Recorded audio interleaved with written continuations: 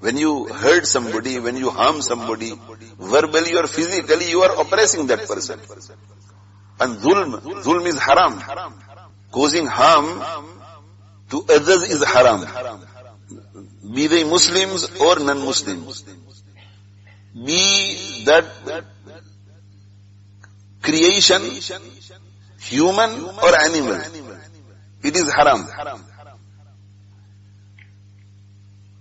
So Nabi sallallahu alayhi wa sallam has said that those people who oppress others and causing harm to other people without legitimacy, causing harm to other people verbally or physically, it is dhulm, it is oppression. And Nabi sallallahu alayhi wa sallam has said, "Az-zulmu dhulumatun yawm al-qiyamah."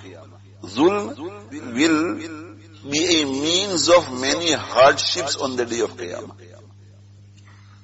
Az-zulmu dhulumatun ay az-zulmu shadaidu yawm al-qiyamah. Zulm will be a cause of many hardships on the day of Qiyamah.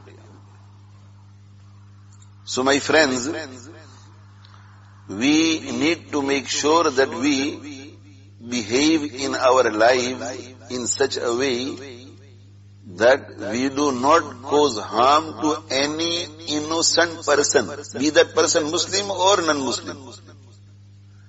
And we do not cause any harm to human or animal. Nabi sallallahu alayhi wa sallam has narrated an incident.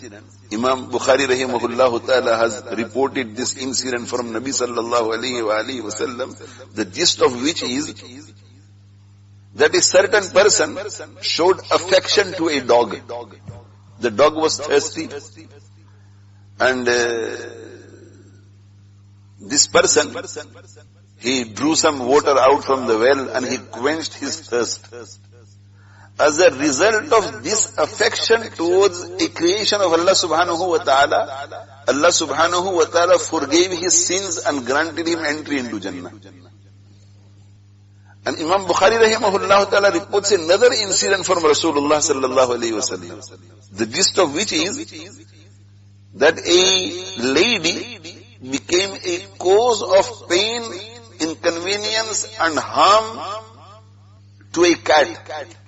Cat, another animal. As a result of this, Allah subhanahu wa ta'ala entered her into the fire of Jahannam. So we should make a firm resolution that we will monitor ourselves. Daily we need to monitor ourselves. When we wake up in the morning, we should say to ourselves that inshallah, today, throughout the day, I will not cause any harm to anybody. And thereafter, at night before going to sleep, we should assess ourselves. So throughout the day we monitor ourselves. And we make sure that we don't make this mistake of causing harm to anybody verbally or physically.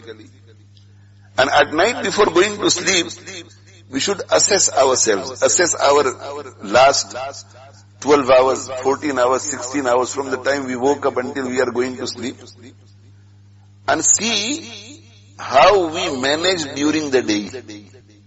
And if a person harms us, then what do we do? If a person causes harm to us, the best thing to do is to exercise patience and forgive. Allah subhanahu wa ta'ala says, وَلَمَنْ صَبَرَ وَغَفَرَ إِنَّ ذَلِكَ لَمِنْ أَزْمِ الْأُمُورِ. If we exercise patience and if we forgive the person, then that is a very great act in the eyes of Allah subhanahu wa ta'ala. Allah subhanahu wa ta'ala will reward immensely.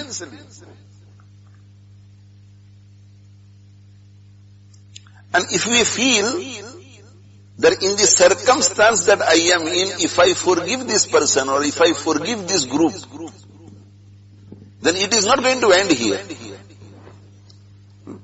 Because when you forgive someone, then the people are of two types. Noble people. So when a person harms you, and that person who has harmed you is noble, then if you forgive that person will become embarrassed. And he will remain humble with you throughout his life. But if the person is not noble, and if you forgive such a person, then that person will become even more arrogant and even more haughty. So the best thing to do when we are oppressed, when somebody hurts us, harms us, the best thing to do is to exercise patience and forgive that person. But if we feel that in the circumstance that I am in, if I forgive, then this person will become even more haughty. He will become even more arrogant. He will become even more proud. And he will cause me harm again and again, and he will cause other people harm also. Then in that case, we must not take the law into our hands. We must contact the police, we must report him to the police, we must report him to the authorities. And we must use the right channels to bring justice. May Allah subhanahu wa ta'ala grant us all the tawfiq to follow these beautiful teachings of Islam.